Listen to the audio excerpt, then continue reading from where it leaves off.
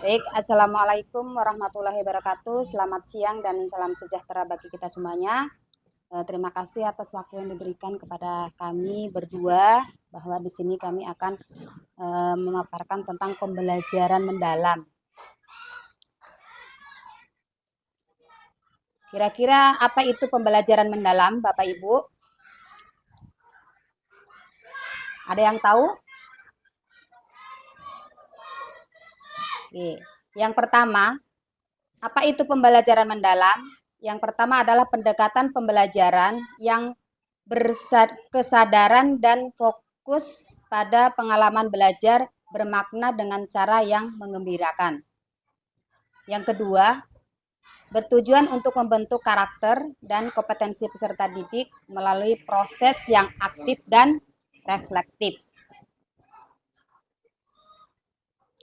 Kemudian tujuan pembelajaran mendalam yaitu yang pertama membentuk pelajar yang beriman dan bertakwa kepada Tuhan Yang Maha Esa. Yang kedua, mengembangkan kemampuan berpikir kritis dan kreatif.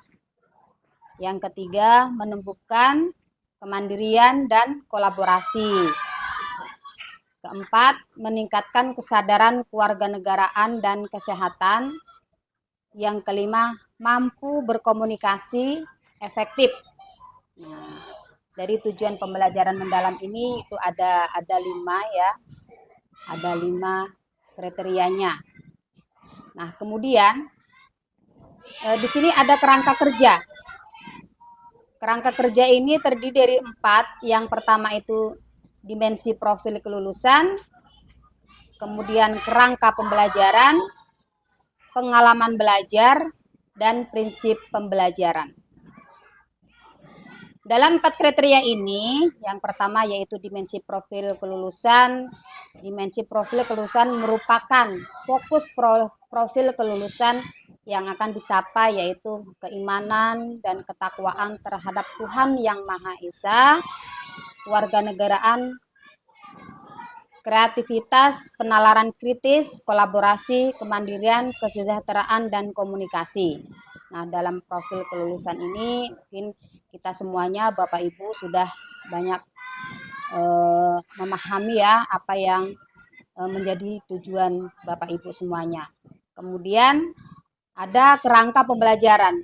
Dalam kerangka pembelajaran sebagai panduan sistematis dalam menyusun desain pembelajaran, yaitu praktek pedagogis, kemitraan pembelajaran, lingkungan pembelajaran, dan pemanfaatan digital. Ya, karena memang di sini Bapak Ibu semuanya kita sebagai guru tuh harus memang betul-betul tidak lepas dari digital. Digitalisasi yang sekarang ini sangat-sangat membantu bagi kita semuanya. Yang ketiga adalah pengalaman belajar. Pengalaman belajar sebagai proses yang dialami peserta didik dalam pembelajaran yaitu memahami, mengaplikasi, merefleksi. Jadi kita dapat memberikan kepada anak-anak semuanya yaitu pemahaman dan cara mengaplikasikannya dan merefleksikannya kepada teman-teman semuanya. Nah, yang keempat ada prinsip pembelajaran. Dalam prinsip pembelajaran merupakan dasar karakteristik pembelajaran mendalam yaitu berkesadaran, bermakna, dan menggembirakan. Nah, ini yang tentunya kita semuanya sangat-sangat kita gunakan dalam pembelajaran kita yaitu berkesadaran kita, bermakna, dan menggembirakan terhadap peserta didik. Nah, kemudian ada 8 dimensi profil kelulusan. 8 dimensi profil kelulusan ini yang pertama yaitu keimanan dan ketakwaan kepada Tuhan Yang Maha Esa. Yang kedua, kewargaan. Yang ketiga, penalaran kritis. 4, kreativitas. Yang keenam, kolaborasi. Keenam, mandiri. Ketujuh, kesehatan. Dan kedelapan, komunikasi. Tentunya Bapak Ibu semuanya di sini sudah memahami apa ya tentang 8 dimensi profil kelulusan. Selanjutnya, prinsip pembelajaran itu terdiri dari 3, ada berkesadaran, ada bermakna, ada menggembirakan. Nah, ini berkesadaran tentunya kenyamanan peserta didik dalam belajar dipengaruhi oleh fokus, konsentrasi, perhatian, kesadaran, berpikir, keterbukaan terhadap perspektif baru, dan keingintahuan terhadap pengetahuan serta pengalaman baru. Nah, di sini anak-anak tentunya kita sebagai guru harus memberikan pembelajaran yang sangat berketerbukaan terhadap peserta didik. Kemudian ada kata bermakna. Bermakna ini pengalaman belajar yang terkait dengan pengalaman sebelumnya, bermanfaat dalam konteks baru, berhubungan dengan disiplin ilmu lain, dan mendukung pembelajaran seumur hidup. Berarti pembelajaran itu bukan hanya berhenti semasa kita belajar, tapi tentunya seumur hidup pun kita masih harus tetap belajar. Nah, ada menggembirakan. Dalam menggembirakan, lingkungan pembelajaran yang interaktif mencakup aktivitas yang menarik, motivasi, dan menginspirasi untuk mencapai keberhasilan belajar bagi peserta didik. Nah, ini ada prinsip pembelajaran itu, yaitu berkesadaran, bermakna, dan menggembirakan. Ini yang perlu kita berikan kepada peserta didik kita semuanya. Nah, selanjutnya ada kerangka pembelajaran. Kerangka pembelajaran ini ada praktek pedagogis, kemudian kemitraan pembelajaran, lingkungan pembelajaran, kemudian pemanfaatan digital. Nah, dalam pemanfaatan digital ini perlu kita berikan kepada peserta didik juga, kita kenalkan kepada peserta didik. Kemudian ada peran guru. Nah, di sini peran guru itu sebagai yang pertama menyusun pembelajaran yang kontekstual dan kolaboratif. Ya, menyusun pembelajaran. Kemudian yang kedua, menjadi fasilitator dalam proses berpikir kritis dan kreatif. Yang ketiga, yaitu menumbuhkan lingkungan belajar yang inspiratif dan aman. Ya, ini peran kita sebagai seorang guru. Nah, kemudian pembelajaran mendalam, masa depan berkualitas. Kenapa dikatakan pembelajaran mendalam masa berkualitas? Karena kita perlu yang pertama menguatkan karakter, yang kedua meningkatkan kompetensi, yang ketiga membentuk kelulusan berdaya saing global dan berakar pada nilai luhur. Ya, di sini pembelajaran mendalam masa depan berkualitas, yang tentunya masa depan bagi peserta didik. Ya. Kemudian asesmen pembelajaran. Nah, dalam asesmen pembelajaran ini akan disampaikan oleh rekan kami, yaitu Bapak Kholis Hidayat. Kepada Kholis Hidayat kami persilakan. Ya, terima kasih atas waktu yang telah diberikan. Perlu diketahui, kami di sini melaksanakan on, yang mana sebelumnya kita melakukan in 1 5 hari yang dilanjutkan dengan on. On di sini termasuk menerapkan pembelajaran mendalam di kelas secara langsung kepada siswa, kemudian kita mengimbaskan kepada guru-guru pada sekolah, komunitas belajar, dan KKG. Jadi ini Untuk di sekolah kita melaksanakan kombel yang mana kita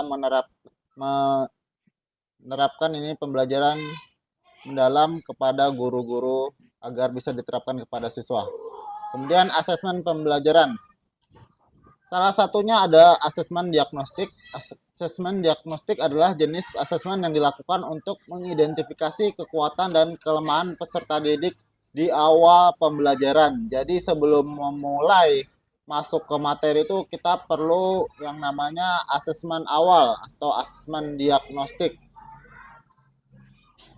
Apa yang dipelajari, yaitu definisi asesmen, fungsi dan tujuan asesmen, prinsip dasar asesmen, dan juga jenis asesmen. Fungsi dan tujuan asesmen yang pertama untuk siswa itu mengevaluasi diri, memotivasi, dan regulasi diri. Sedangkan untuk guru membantu untuk merencanakan pembelajaran agar sesuai. Dimana kita ketika kita melakukan asesmen, kita akan tahu kemampuan siswa itu sampai di mana dan apa yang harus kita pelajari agar sesuai dengan pemahaman siswa. Di sini ada pelaksanaan pembelajaran dan evaluasi pembelajaran yang terakhir. Sedangkan untuk sekolah yang terakhir adalah peningkatan mutu, dasar pengembalian keputusan, dan bentuk laporan berpertanggungjawaban. Prinsip dasar asesmen tadi termasuk bermakna, autentik, berdiferensiasi, dan berkelanjutan. Nah, ini diferensiasi ini juga bisa dan bermakna juga bisa.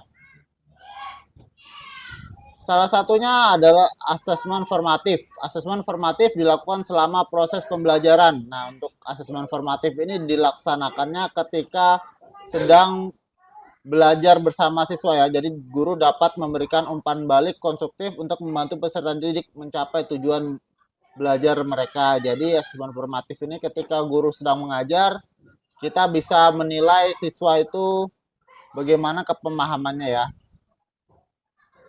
Asesmen diagnostik ini tadi dilakukan untuk mengidentifikasi kekuatan dan kelemahan peserta didik di awal pembelajaran. Nah, yang kalau diagnostik di awal, sedangkan formatif itu ketika pembelajaran. Instrumennya salah satunya perkenalan, rubrik penilaian, kemudian ada portofolio, observasi, project, tes tertulis, dan ada presentasi. Jadi ketika kita melakukan pembelajaran di kelas itu biasa kita melakukan yang namanya tugas ya atau LKPD, di mana siswa mengerjakan tugas, kemudian kita bisa mengerjakan proyeknya, dan salah satunya ada tes tertulis, dan yang terakhir kita bisa presentasi. Presentasi ini di mana siswa-siswa dalam kelas ini secara berkelompok maju sesuai materi yang diajarkan. Nah, di situ siswa bisa mempresentasikan hasil kerjanya, kemudian ada sesi tanya jawab di situ, dan tugas guru itu juga termasuk membuat kelas itu kondusif dan membuat kelas itu aktif. Jadi tidak hanya menonton, seorang guru itu bisa membantu jalannya presentasi itu lebih aktif. Jadi tidak hanya yang di depan menjelaskan, tapi juga saling berbagi dengan siswa yang duduk di kelas ya, jadi bisa saling berputar informasinya. Oke, jadi yang di sini dapat kita kembalikan lagi, di mana pembelajaran mendalam ini tadi yang memiliki prinsipnya itu yang pertama, berkesadaran, bermakna, dan menggembirakan. Ini adalah hal tiga pokok yang sangat penting dalam pembelajaran mendalam. Kita buat siswa itu sadar tentang materi yang akan diajarkan. Kemudian bermakna itu tadi kita bisa memasukkan media pembelajaran atau bisa mendatangkan langsung orang yang berkompeten dalam bidangnya, dan kemudian kita harus membuat pembelajaran itu menggembirakan. Jadi ketika menggembirakan itu otomatis siswa itu akan merasa senang dan belajar. Jadi dalam belajar sehingga dia akan memahami pembelajarannya. Oke, jadi tadi ada 4 hal penting dalam pembelajaran mendalam, yaitu ada kerangkanya, dimensi profil lulusan, pengalaman belajar, prinsip pembelajaran, dan kerangka pembelajaran. Jadi itu sudah mencakup semua. Kemudian untuk lebih memudahkan kita dalam membuat pembelajaran mendalam ini, kita bisa memanfaatkan AI, di mana kita bisa menggunakan Gemini atau ChatGPT. Nah, ketika di situ kita bisa memasukkan materi apa yang akan diajarkan, kemudian kita dengan Gemini itu kita minta dibuatkan agar pembelajaran ini lebih mendalam sesuai materi yang ada di buku. Oke, itu saja yang dapat kami sampaikan berdua. Mungkin ada yang ditanyakan? Tanyakan, silakan.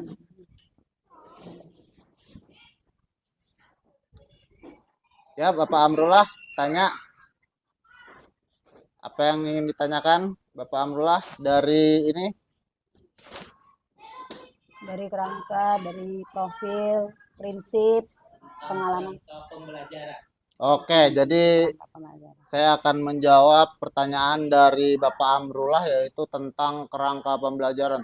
Apa sih kerangka pembelajaran? Seperti kita ketahui, kerangka itu adalah hal yang membuat kita itu berpola ya. Dengan adanya kerangka, maka seperti tubuh kita itu kita bisa membuat tubuh kita berdiri, bergerak. Jadi ketika kita dalam kerangka ini, kerangka kerja ini ada 4 kerangka utamanya, yaitu dimensi profil lulusan, kerangka pembelajaran, pengalaman belajar, dan prinsip pembelajaran. Nah, di situ sudah, jadi kerangka pembelajaran mendalam ini ada 4 dimensi penting yang harus kita terapkan dalam pembelajaran mendalam. Oke, Gimana Pak Rula? Cukup? ya. Mungkin yang lain, Bapak Ibu? Kira-kira ada lagi yang lain? Atau sudah pas cukup sampai di sini? Coba di asesmennya tadi. Asesmen.